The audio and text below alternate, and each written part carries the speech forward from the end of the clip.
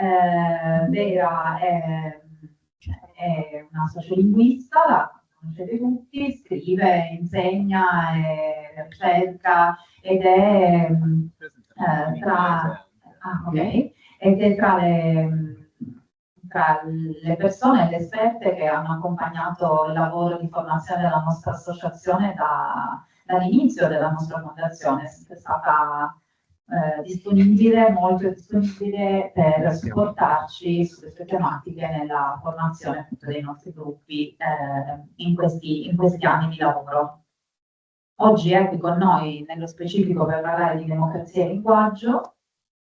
I would say that our guest, Professor Vera Gheno, arrived, and so we have so much time to just, I would say that she's a linguist in English. Okay. I leave the floor to not yet. Not yet. Quite. No, ok. Yeah. Stavano... Ok, yeah. Funziona? Yep. Molto bene.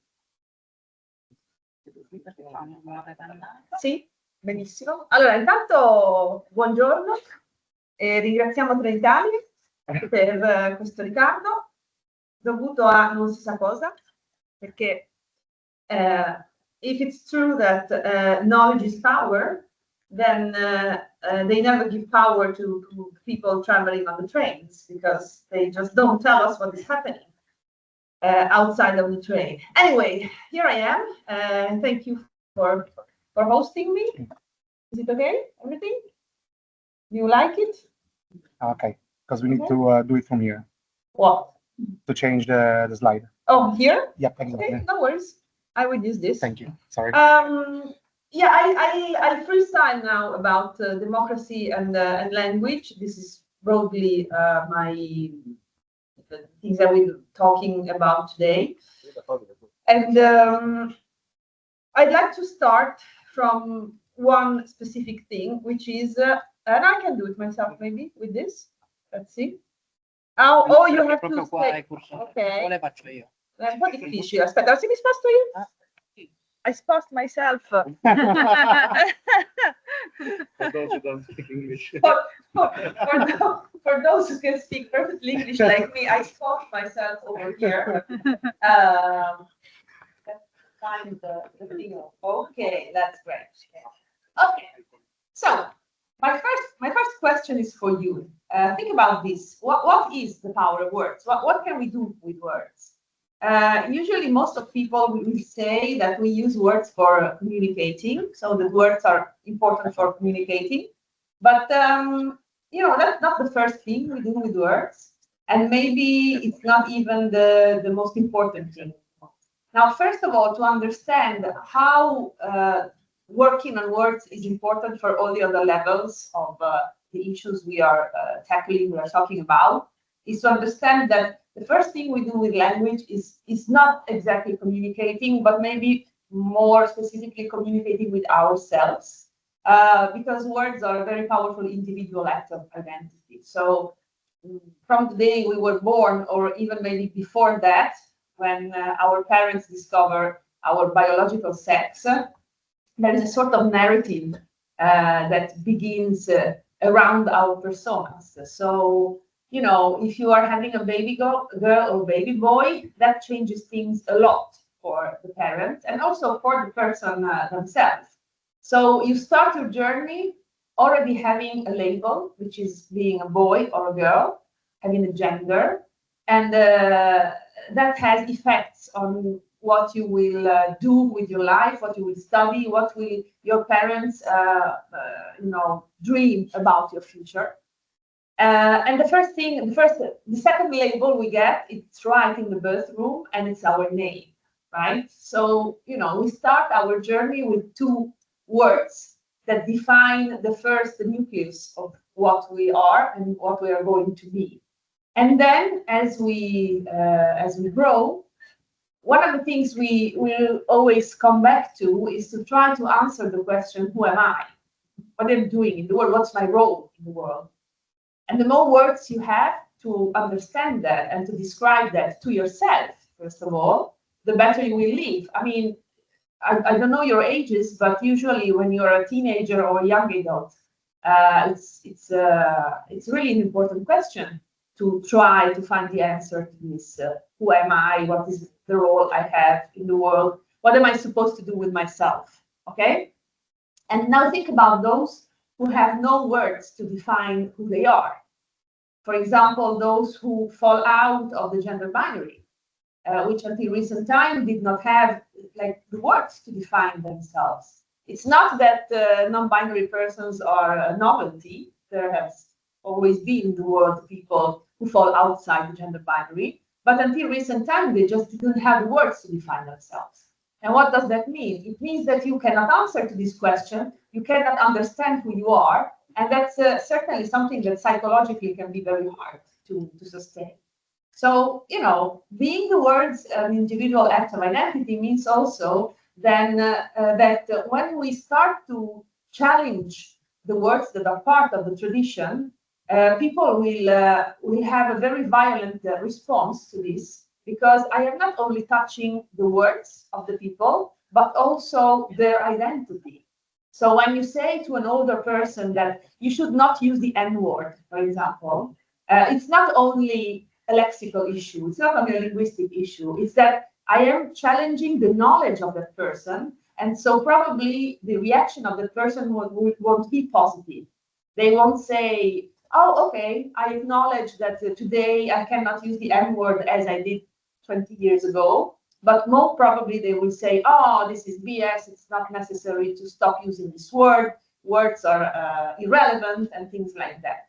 And you cannot really understand that reaction if you don't understand how important are words for the identity of people, okay? Secondarily, of course, we are not, we don't live individual lives, only individual lives. We are parts of the society. We are members of a society. So words at the same time are also a collective act of identity. I open my mouth, you open your mouth, we understand each other's, and understanding each other's, we are building something collective. Aristotle said that without the logos, without the capacity of speaking, without the words, we wouldn't have the polis, the human society with the complexity that it has. Okay, we are the most complex species on Earth with the most complex societal structure, and that structure is possible only through language. So this means, if I go back to the title of this piece of conference I'm keeping with you, that the language is a necessary part for keeping up democracy. How can you destroy a democracy? In many ways, but one of the easiest is to make it void of words, to take words away from people so that people cannot really understand what is happening to them. Okay? So it's not only a knowledge that you need to have success in life or in exams at the university. Democracy has a lot to do with how proficient we are with words. Because the more words we have, the better we have an understanding of reality around us. Right, because the third role of words is to name reality. This is how the humankind gains knowledge. We name things, we name what's happening around us, phenomena, ourselves, our relationship with others. We give names to everything. And naming everything, we make them understandable because we can share knowledge about what we are naming. So this is why it's so important to name things and name them well. Name them in the possibly most correct way. Because this is how we exchange information about everything that happens around us, okay, about life and existence itself.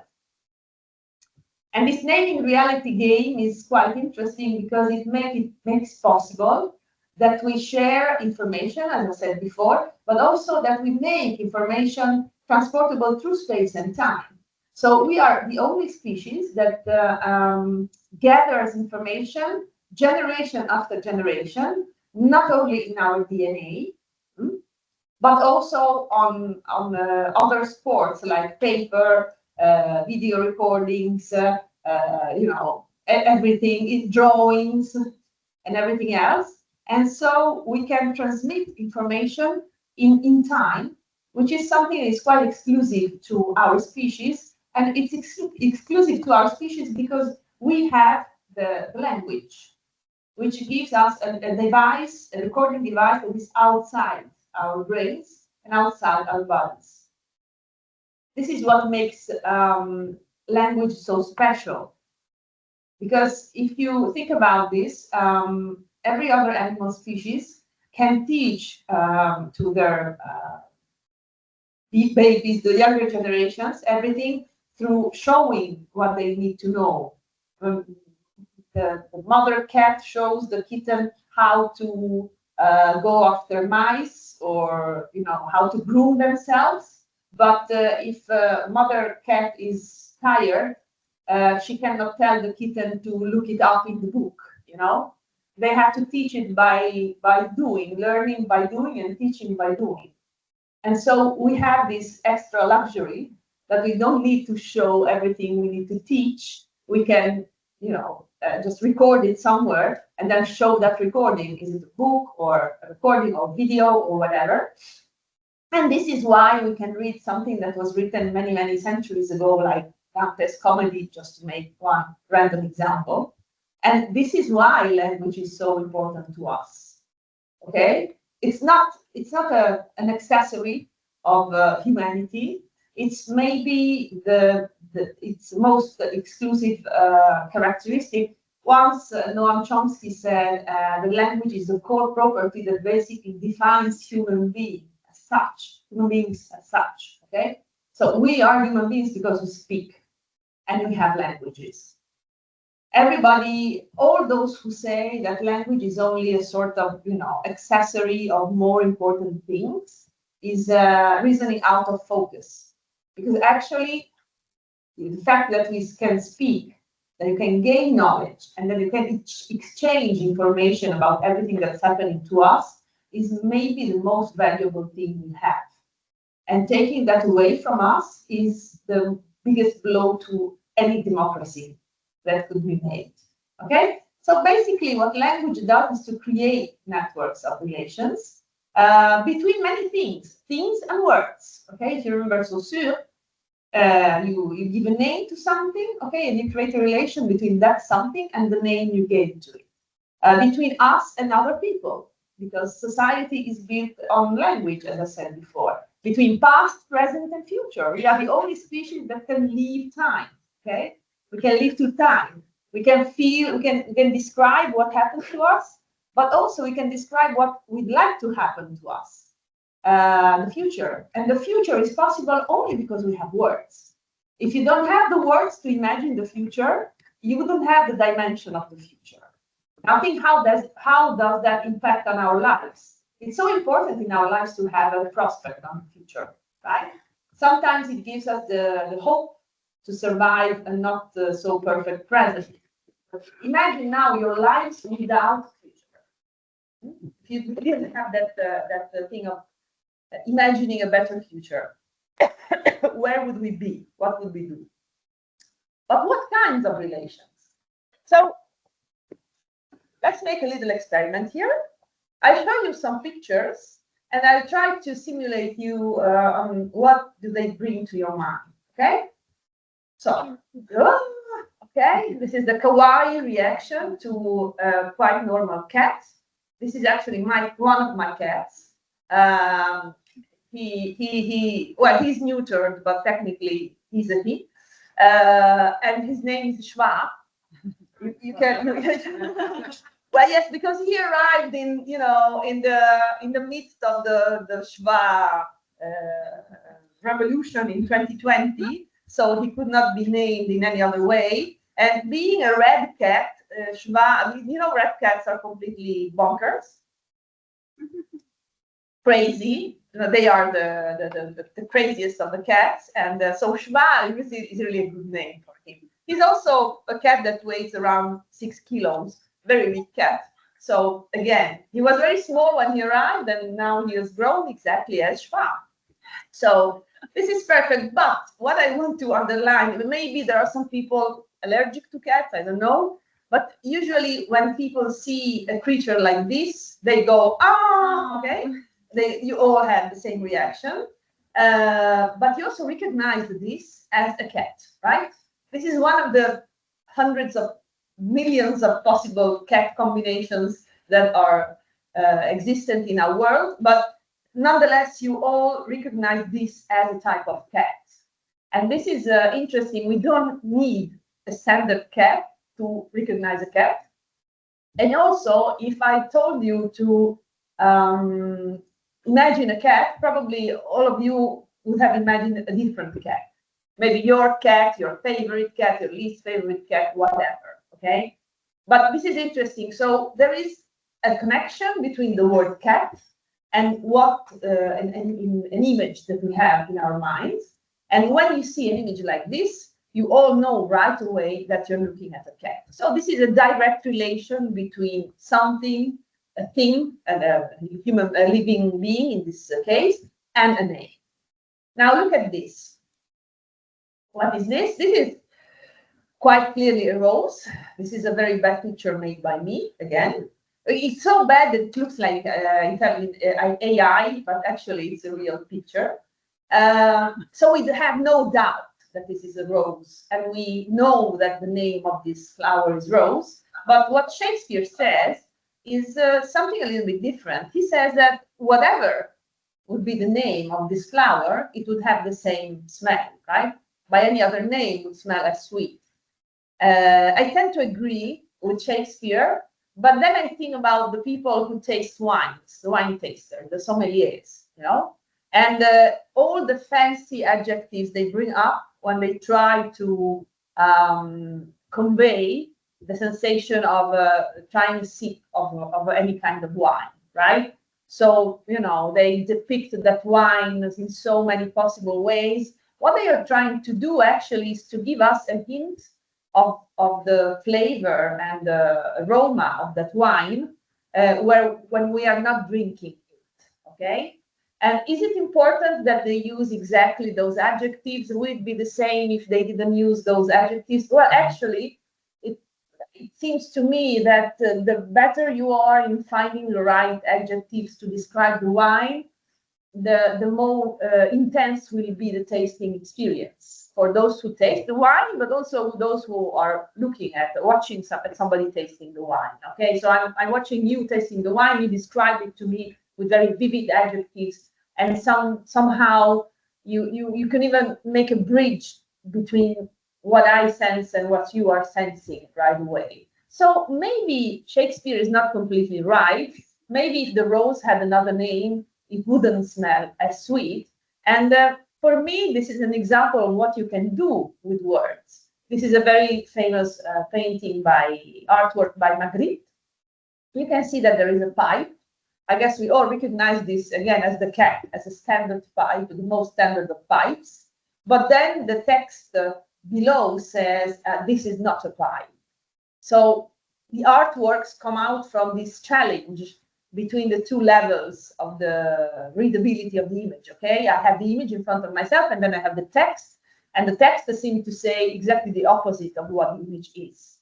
And this feeling of discomfort, this sort of torsion between what I'm seeing and what I'm reading, is what makes this an artwork, okay? So as you can see, I can play with the relationship between words and things. And not everything is right away linear, as it was in the case of the cat. And then what is this? Well, this is Pope Francis, late Pope Francis. You might know that Pope Francis sometimes liked to escape from Santa Marta, which was the place he was living. And he was spotted around Rome doing things, calling random people, for example. Well, people that needed a word of comfort, usually. And also, sometimes he was sneaking into churches and took the place of the Pope, of the priest, to administer some things, for example, weddings. Okay, so Pope Francis is how do you say, is celebrating a marriage. And you might know that the main moment of the marriage is when the priest or the mayor or somebody says, now I declare you husband and wife, or man and wife. The formulas vary. And what happens at that point? Well, usually the husband and the wife kiss. But what is interesting is that you need to formulate exactly those words, right? So when a person covers a certain role, which is recognized in our society, they have the power to change reality through certain words. If I am the Pope, I can declare you husband and wife, and from that moment on, you are actually husband and wife. Then you have to sign some papers, but the important is that you say that sort of spell, okay? That has the effect of changing reality. Now, I don't know if you have ever studied speech X theory, but it's a very important part of linguistics. There is a seminal work by John Austin, an old book called How to Do Things with Words. And John Austin actually studies exactly this, how you can, in how many ways you can do things with words. If I'm a policewoman, I have the power to say that you are under arrest. And that actually means that from that moment on, you are not free anymore. If I am your professor, I can tell you that you passed the exam or you failed, okay? And I have the power to say to you, you failed. And being your professor, my words are law, okay? My words change the mood of your day, probably. It's not the same if you passed or failed, right? So as you can see, language can even change reality right away. Not only name reality, but change it. Now, imagine the most powerful man in the world, and I don't use man by chance, that decides that we are going into war with somebody else. It's enough that he says, I declare war too. And that is an act of war, more than striking a place with missiles. First of all, you say, I declare war to somebody. So language is a little bit more than just labeling reality. It can do so much more. And then finally, look at this. Now, I don't know how nerdy you are. I know that you're younger than me, but probably even if you have never watched actively science fiction, you can recognize this as the Enterprise, okay? The Enterprise, in the moment, it's leaping into hyperspace, I would say.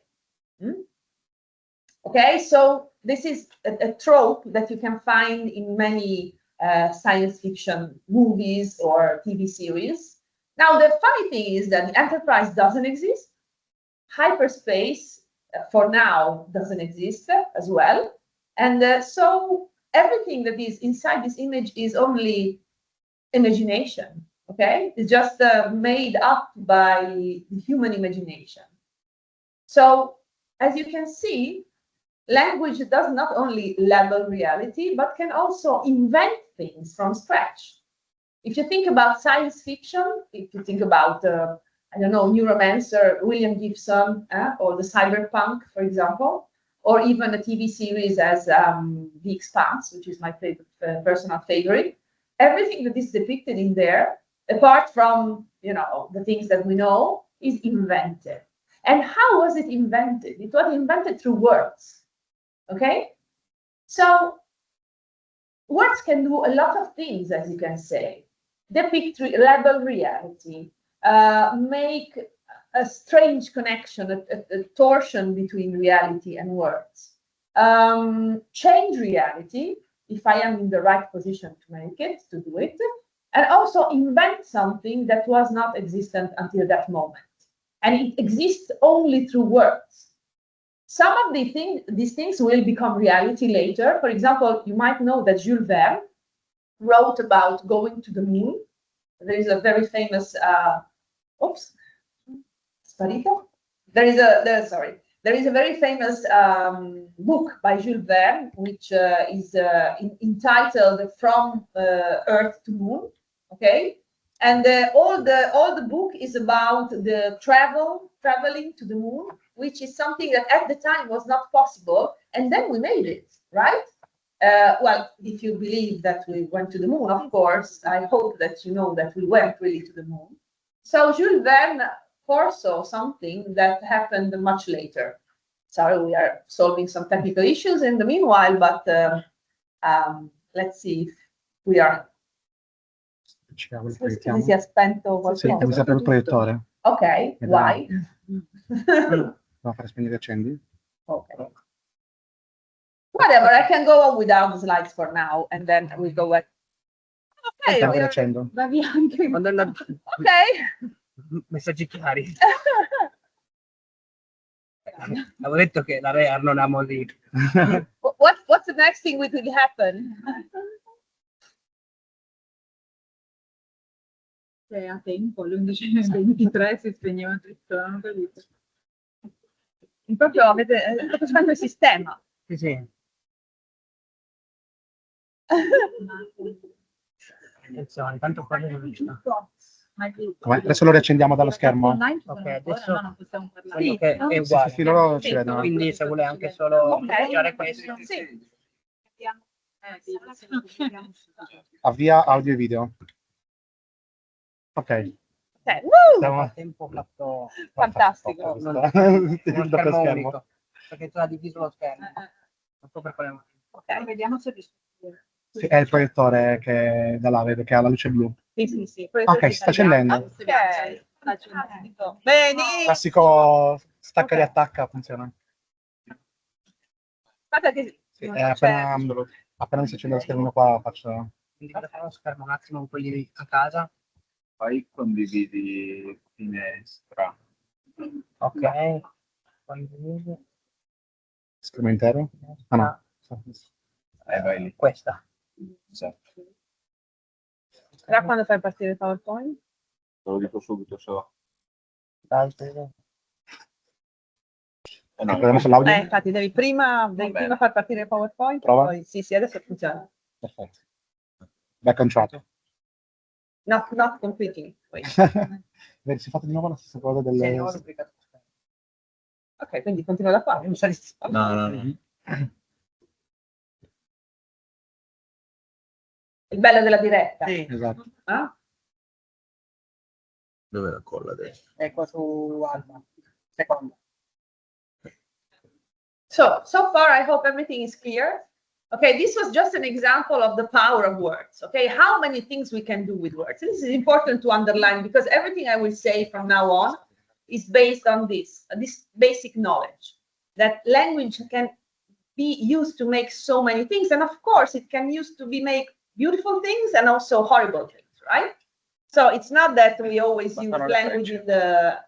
Puoi usare anche le frecce No, del PC. No, le frecce per poter cliccare col mouse. Okay, so of course, as we saw from the examples, you might understand that words always convey much more than just meanings, right?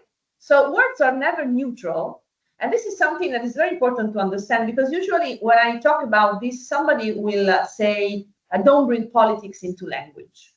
But language is inherently political because, for example, what we decide to name or what we decide to not name is a decision that is based on not something neutral, a neutral criterion, but it's based on everything we carry inside us. For example, notions, traditions, judgments, biases, prejudices, stereotypes, fears, dreams, hopes, desires that are inherent to our society here and now. Okay? So naming things, naming what happens to us, naming relationships between us human beings is not a neutral act. It's something that is linked to our knowledge, our culture, our tradition, inherently our society. We can name things in so many different ways. Think about it. Think about how many ways of naming the same things there are, and those synonyms are actually not, how do you say, not exactly synonyms. They do not mean all the same thing, just with different words, but they convey different pieces of meanings, different points of view. For example, when I say slaves, schiavi, what is being a slave? Being a slave seems something that you were born into, and thus it is something that you cannot change. You were born slave. If you say enslaved person, what happened is that I am underlining that there is a process that brought that person into slavery, and being there a process to get into slavery, to become a slave, there is also a process that can emancipate you from the state of slavery.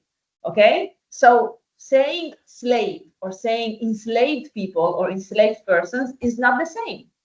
I'm conveying two different points of view on the same issue. And sometimes it's important to understand how do the language change our relationship with that phenomenon, that issue, that thing. So you probably have seen this already. This is an example of the relationship between what we can make with words, good and bad, and all the other levels of what happens in the world. So this is one particular version of the pyramid of violence. The pyramid of violence is something that we use a lot in our formations, and it was conceived several decades ago by the ADL, the Anti-Defamation League. And then it has a specialized versions. This is the one specialized on sexual violence. I have chosen this because we are in the month that in Italy theoretically should be the one in which we think more than the other months about sexual violence, gendered violence, okay?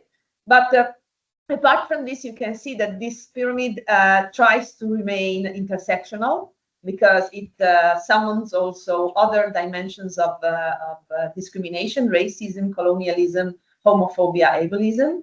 But what happens here is that on the lower level of the pyramid, you have mainly linguistic phenomena. Slut shaming, bragging, locker room banter, body shaming, objectification, rape jokes. So it's things that we do with words. And then going up, you can see that there's sort of concretization of violence, normalization of violence first removal of autonomy and then physical expressions of violence. Now, every pyramid of violence tries to convey one thing, that violence is a systemic problem, and that at the base of every phenomenon of violence, every type of violence, there is a sort of a linguistic growing vessel, okay, which makes it possible even to imagine some kinds of violence. So, you know, if I catcall women on the street, it doesn't mean that I will become a femicide or I will commit femicide, but it means that I am part of a cultural broth in which some types of violence are capable of being imagined. This is why it's so important to think about what happens on the lower level of the pyramid, without saying things like, oh, so you imply that every man is violent, inherently violent. No, I'm not implying that. I am implying that we are all part of a society that is able to imagine some forms of violence. And in some cases, this imagination becomes concrete. But we are all part of it. It's not men versus women scenario. It's more that we are all part of a patriarchy, of a patriarchal system, in which some forms of concrete violence, especially against women, but not only against women, are imaginable. Because, for example, I have been in various types of relationships, not all happy, of course. I've made my fair share of mistakes. I'm 50 years old, so, you know, I have seen a lot, much more than you probably. But even when I was in an abusive relationship, the violent outcome, from my point of view, was never possible. So I thought how to leave the man that was mistreating me, but I have never thought about eliminating him physically. Okay, that was not part of my horizon in any moment of my life. But there is a culture in which the physical elimination of a subject that is not anymore necessary or useful to you is imagined, is possible to imagine. This is why it's so important to work on the lower level of the pyramid, whatever people say. But many people say, oh, it's important to punish those who arrive to femicide without thinking that every man is part of that kind of culture. Not only every man. Men and women alike are part of a culture that makes that outcome possible. That's why we work on the lower level of the pyramid. That's why the work on words is so important. And of course, it's much easier to spot malevolent sexism, which is quite current in our society. It starts from judgments on clothing of women, for example, or their looks, or their age, or the fact that women are, in many cases, labeled as not nice. Usually, I am considered aggressive when I speak in public, whereas I am assertive much more than aggressive. I'm not angry with you. If I feel angry, it's just because that I'm very convinced about what I'm saying to you. Okay, and try to be assertive. There is a very nice drawing that I say a comic that was published on the New Yorker many years ago, and there are two women speaking, and one says to the other, "What is the difference between being assertive and being aggressive?" And the other woman says, "Your gender." Okay, so if you are a man, you're assertive, and if you're a woman, you're aggressive. What in a man is assertiveness, in a woman becomes aggressiveness. Women are supposed to be nice, okay, and behave nicely. And the other thing, the other typical signal of malevolent sexism is, of course, judging the expertise of a woman, especially.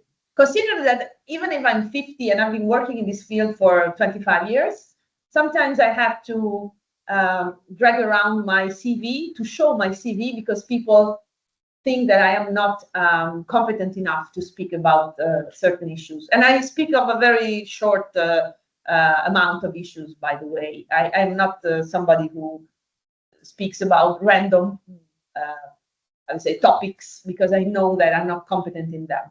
Okay? But when I speak about something in public, usually it's something I have studied.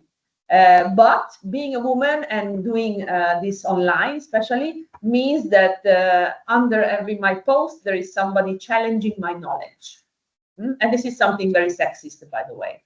Of course, think about what is the biggest offense against a woman. Well, basically everywhere in the world, but let's stick to Italian. What is the first offense to a woman? You all know it, of course. Okay, some synonyms of prostitute. I will be elegant. Okay, now think that prostitute is one of the words that has more synonyms in Italian. It has around 50 different synonyms. It means that it's very important for our culture. But have you ever thought of this? Why is it so important to judge the supposed sexual conduct of a woman? Why is it relevant to the public discourse? And then what is very interesting for Italian is think about how are men offended? Are they offended for the sexual conduct as well? Usually, no, not. A man who has many women or has a reckless sexual life is defined a gigolo, a Latin lover, okay, a Casanova, but certainly not a puttano, okay, which would be the masculine form of puttana, which is, the B word. Roughly, we can translate it as bitch. Okay, I don't want to shout out ugly things in English, but usually, when you have to say something bad to a man, you say figlio di puttana, son of that lady, okay? Tua sorella, your sister, is also a prostitute, or cornuto, which means that you have horns. So it means that your wife or your partner has cheated on you because probably you're not alpha male enough. So isn't it interesting that when you have to offend a man, we offend him through his women? Which are his property, the most important women of the life of a man, the mother, the sister, and the partner. And then, of course, there is another field of offenses for a man, which is the being accused them of being homosexual. Okay, so devirilize them. And this is very interesting for me. So we are in a hypersexualized society in which the sexual conduct of women is a sort of global obsession, and a woman's reputation can be tarnished by being accused of being a prostitute or being a woman with many partners. But men are judged through the supposed sexual conduct of their women, which is a very clear sign of how patriarchal is our society. Of course, there is rape as a way of, sorry for the type of controlling women. As you saw in the pyramid as well, there is also organized rape in war, for example. It happened in former Yugoslavia, okay? Of course, when this happens, something happens to a woman, there is a secondary victimization. You might know what this means. It's your fault. If you were raped, it's your fault. And maybe the worst version of malevolent sexism is the generalizations that are current in the context of men's rights activists, MRA, or in incel groups. You might know the word incel, which means involuntary celibate. Maybe you have watched the Adolescence, the series, in which the problem of incel culture is quite clearly depicted. Okay, basically, incel, involuntary celibate means men cannot have women, okay, cannot copulate with women, and they accuse of this women, because women want to be only with the richest and the boldest men. So all those who are poor and ugly cannot have a woman. There is this 20-80 rule, 80-20 rule, sorry. 80% of women want to be with 20% of men. And all the others fall outside this statistic and are doomed to be by themselves. And instead of thinking, how could I behave to become a more interesting male, to be with, they blame this blame game towards women. Now, this you see how language is so important to show the patriarchy of our society, but in malevolent sexism, it's quite transparent that there is. Now, think about this word cloud.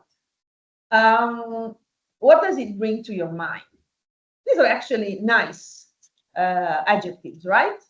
Lovely, compassionate, angelic, princess, refined, polished, educated. Well, you might have understood right away that these are all examples of benevolent sexism. So this is another way of depicting women. And usually, when you ask people to make a list of adjectives that are typical for women, towards women, this is the word cloud that comes out. And so we are supposed to be like this. We're supposed to be compassionate, enchanting, graceful, bubbly. I love the adjective bubbly. You would never say of a man that he is bubbly. Okay, you would say that he's handsome, for example. Maybe handsome is typically a masculine adjective. But from this cloud, you can see that the society ideally wants a woman that is flirty, nice, very controlled, stays beautiful, of course, doesn't get old. Okay, and it's graceful, it's modest, smiling. We have to be nice all the time. And this kind of sexism is even more dangerous from my point of view because it's not violent and you cannot understand it right away. But this is how society wants us women. So you see how you can drive people to think that they are behaving correctly or wrong, all through words. Think about these adjectives and their use, and think about how they can become violent as well, as violent as the slide before. Now, the thing is, I showed you the example of sexism to make you understand that language is not always fair. We have said that language is not always neutral, but it's also unfair in many situations. And Miranda Flicker, who is a very important philosopher, English philosopher who lives and works in the United States, has defined 4 types of linguistic injustice that have to do much more with what you are than with what you know. Now, the first is discursive injustice. Your words have no power because you are a woman, you are a racialized person, you are a disabled person, many cases. What does it mean? You can speak, you can have a perfect capability of saying what you feel, what you want, what you desire, but your words are considered irrelevant because you're a woman, because you are young, because you're disabled, and so on. A good example is you might have read Pride and Prejudice by Jane Austen, and there is this passage which is a good example of discursive injustice, in which Cousin Collins goes and asks for the hand of Elizabeth, okay? And Elizabeth states quite clearly that she's not interested in him. Of course, at the time, she could not friend zone him right away, okay? She could not say, no, I'm not interested in you. She has to be a little bit more, indirect. So she said, I'm very happy, I'm honored by your gesture towards me, but thank you, but I'm not interested, basically. And what he replies is very interesting. He says, oh, you're so nice. I know that women, before accepting the hand of somebody, they have to, be a little bit, say that they don't want it, but it's just a game. Okay, this is the flirt game. You say no, but actually you're saying yes. So he doesn't believe her words, which are quite clear. It's not a problem in the words. It's a problem that her words have not the power to convey what she thinks, because at the other side, there is a man who thinks that the words of women cannot be believed. This is a good example of discursive injustice. And it goes on and on for several pages. And at the end of it, Elizabeth is so frustrated because she could not convince Collins that she's not interested. And the way then she comes out from this impasse is calling her dad, her father, tell him that I am not interested. There is a need for another man to tell this man that I am not interested, because my words have no power to do this by myself. And then under the discursive injustice, said Fricker, there is another type of injustice, epistemic injustice, which basically means that you are considered unable to create culture because you are a woman, a Black person, a disabled person, and so on. Think about the books you have studied on, or you probably study on until today. Think about your anthology. You probably studied in books that had excerpts from important literary literature that is considered important. And go back to it and count how many male authors you have studied and how many female authors you have studied. Now think about philosophy. Have you ever studied, before going to the university, a female philosopher? I doubt it. You meet female philosophy when you go to university through Hannah Arendt, Judith Butler, and things like that. But there were ancient philosophers, female philosophers. We don't know anything about them. Now think about art. Where are the female artists? Very recent times. There were artists through centuries, but we don't study them.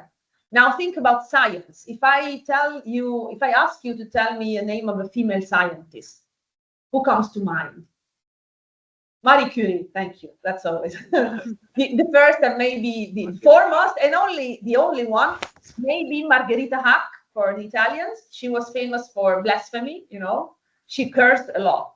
She was from Tuscany. It was her habitus of cursing a lot. So yeah, but still, it's not the first. She's not the first to come in mind. There are hundreds and hundreds and thousands of other female scientists, but they were, they fell through the crevices of history. And why is that? Because women, for a very long time, were considered unable to create culture, as well as people from other continents outside Europe, as well as people with disabilities, as well as people with neurodivergence, and so on. Then there is another specific form of injustice, which is testimonial injustice. It means that you are not considered a source of a culture because you are part of a certain community and you speak for that community. So you are Black, you cannot speak for the community of Black people. You are female, so everything you will say will be deformed by you being part of that community, instead of understanding that the internal point of view is very important to keep in consideration. When we talk about inclusion in our society, think about who takes decisions. Usually when decisions are taken on some community that it has to be included, there are never members of that community to decide how to be included. Okay? So, for example, in Italy now there is a discussion going on about transgender teenagers. And in the committee that should decide on the future of transgender teenagers and their possibility of having getting to medicines, okay, to block puberty blocking medicines and things like that, no transgender person is sitting in that committee. And this is quite typical. We make decisions on some minority, usually marginalized minority, and nobody of that minority is part of those who take decisions. And this is testimonial injustice. So when I talk about these issues, people say, oh, well, of course you say these things because you're a woman. Instead of understanding that maybe being a woman, I feel some things more than somebody who is not a woman. And giving the right importance to that point of view. And the final injustice is the one that is most interesting for me. You cannot explain what happened or is happening to you because you have not been taught how to speak about certain things. This is the most radical of injustices, but it's the one that is more relevant to destroy democracy. I just don't teach people the language to emancipate themselves. And there is a good example in Fricker, so maybe it becomes clear what I'm talking about. She, in one of her books called Epistemic Injustice, she tells this. She went to Colombia, to Bogota, and had to deal with a group of women who were raped by their husbands. Okay, so it was an in-family rape, which is something that is always very difficult to bring to the public. They went to the police all together, and the policemen just sent them home. So apparently they did not take them seriously. Now, first you can think about testimonial injustice, and then epistemic injustice, and then discursive injustice. But the case was a little bit different. The problem was that the women, when they had to make how do you say? To tell what happened to the police officers, they say things like, my husband has been rude to me, instead of my husband has raped me. And of course, when you say my husband has been rude to me, it's difficult to understand how rude your husband was with you. Okay, rude is a very unspecific thing. It doesn't mean rape. What was the problem here? It was not a form of auto-censorship by the women. It was that in their words, in their how do you say, lexical experience, the word rape was not there. Nobody taught them that what their husbands made to them was called rape. So how can you denounce a rape if you don't have the word rape in your vocabulary? Understand? So imagine if you don't teach younger generations some words that the younger generations will need to understand what is happening in the world around them. This is the best way of taking democracy away from people. Just make them stupid, okay? Intellectually not evolved enough. And this is what happens in every place where democracy is challenged. It's much easier than, making harder laws, making people more stupid. Don't give them the words to understand what is happening to them. This is why words are so important for democracy.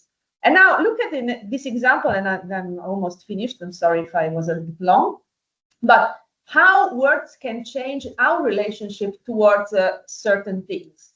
Think about, first we talked about gender transition, and now we talk about gender affirmation.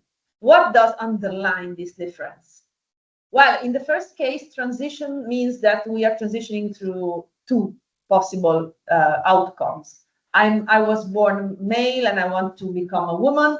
I was born female and I want to become a man. Okay, so I'm still thinking about the human gender as binary. And then now I talk about gender affirmation because it's a way of recognizing that the genders, even the biological sexes, but let's stick to the genders are more than two.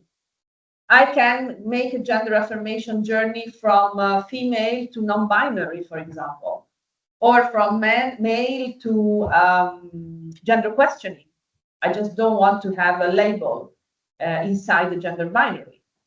Okay, so this is not just a change of words, it's a change of point of view on the complexity of human gender.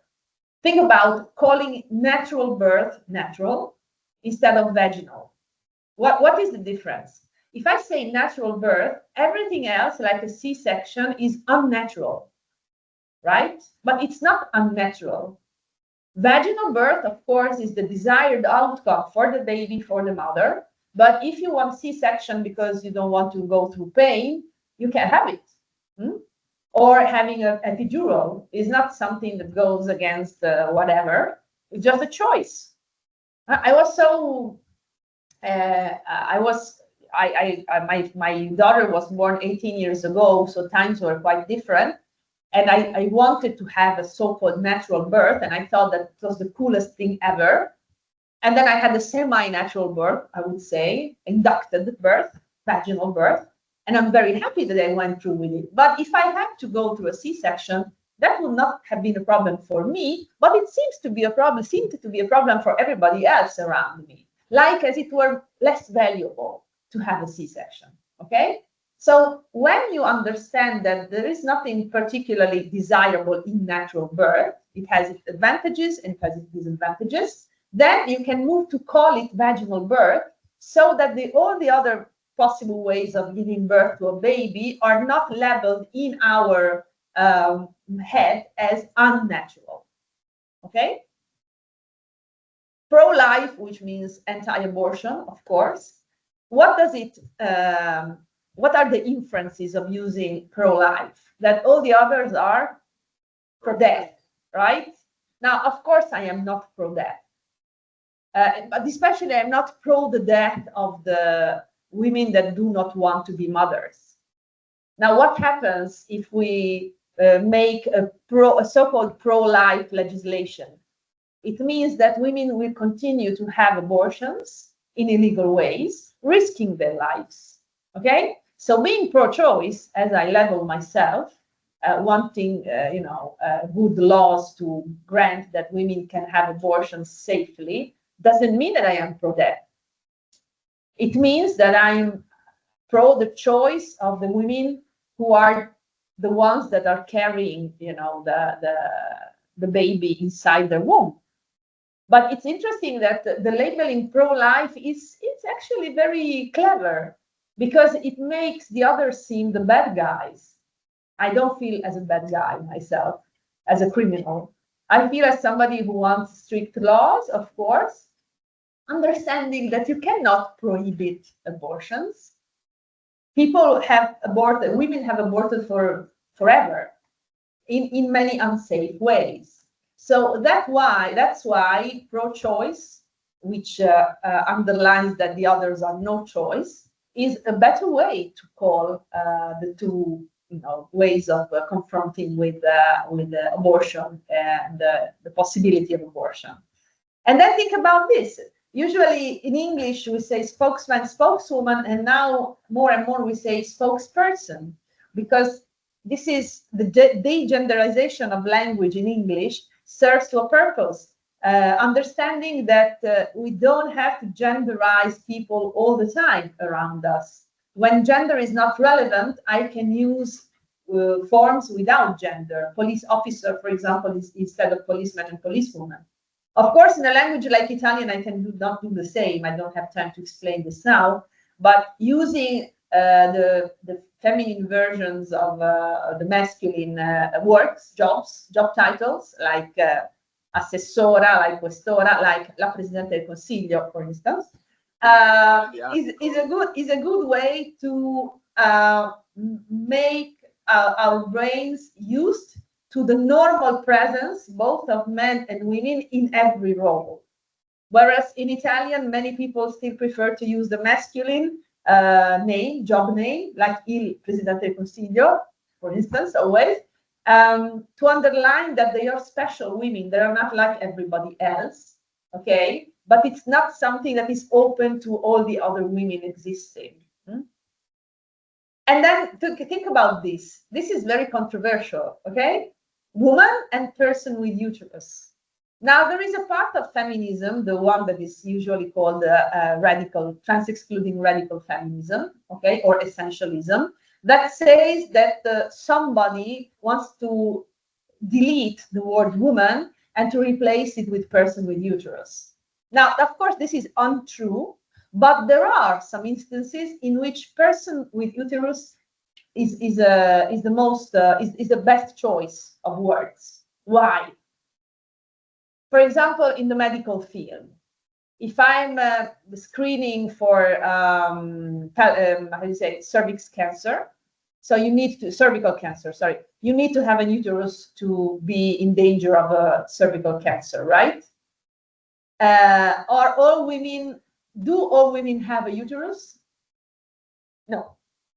Even the persons that were assigned female at birth, okay, so biologically female, so in some cases do not have a uterus, did not ever have a uterus, or maybe they had it removed. So there can be women without a uterus, and they don't have to be screened because they don't have the uterus, right? And then there are people that can be trans women, sorry, trans men, okay, that were born women but female, but then decided to be men that have a uterus, which do not fall under the label woman because they are men, trans men, but men. And then there are also non-binary people who might have been born with a uterus but don't define themselves women. So as you can see, it's two different groups that these two labels define. A woman can be also a person without uterus, and a person with uterus can be something else than a woman. So these two labels are not the same. They do overlap, but they do not overlap completely, just partially. This is why there is no way of substituting woman with person with uterus, but in some cases it's sensitive and it makes sense to use this other label instead of woman. So you can see how words can orientate our gaze on things. So we can look at the same thing, call it differently, and have a different perception of it.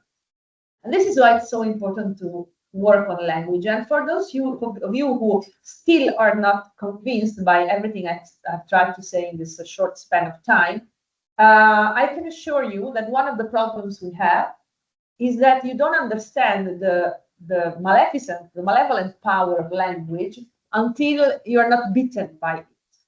So if you tend to say, oh, these are false problems, the problems are others, no, I problemi sono ben altri, and things like that, you should understand that your point of view is partial, and there may be other points of view, and from those other points of view, language is a vessel of you know, how do you say, power, being devoid by power. Okay, it can be used to take any power away from you.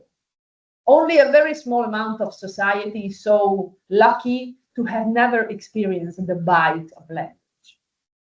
Think about something that was said to you in your past that maybe has changed your life forever. Something good or something bad. When usually I tell this, when I was 13, a group of friends of my parents started to mock me for my appearance. I was overweight. I was an overweight child, but I was very happy with it. I did not feel overweight. I did not perceive myself as overweight. I dressed up in any way I liked. I felt completely confident with my body, and I was 13. Okay, these people, adults. So from my point of view, you know, they had an authority and a seriousness in the relationship with me. They started to mock me with a funny name that underlined that I was overweight. And so in the beginning, I did not understand why they were doing this. And then the next time I looked myself in the mirror, I could see myself through their eyes. Finally, I saw that I was a not morbidly obese, but, you know, overweight girl. And so my reaction was not, well, first of all, I went to my parents. And I said, oh, those people, your friends are mocking me. And they said, oh, okay, it's just out of they were just joking. It's not important. Don't think about it. And they just, you know, brushed the issue away. But actually, those words planted something inside me. And what happened is, well, I think a normal outcome of this kind of situation, I stopped eating. And I moved into I was welcomed in the world of eating disorders. I suffered of anorexia for a very, very long time. When I graduated, I was severely underweight. And then that summer, after graduation, I risked dying of starvation a couple of times. And in the end, I decided that I preferred to leave. So very slowly, I climbed out of that situation, but I never got over it completely. So I'm 50 now, and I still have a lot of issues with my eating. And I would say that I live in a very precarious balance in the relationship with food. And when later in my life, I went to the psychologist, I understood that everything that happened to me was related to the one linguistical trauma, I would say. Trauma da nominazione, nomination trauma. When I was 13 and some adults called me mocking in certain ways. So this is the power of language. It can be, you know, we can build a better society, but we can also destroy people through language. And this is why the relationship between democracy and language is so important.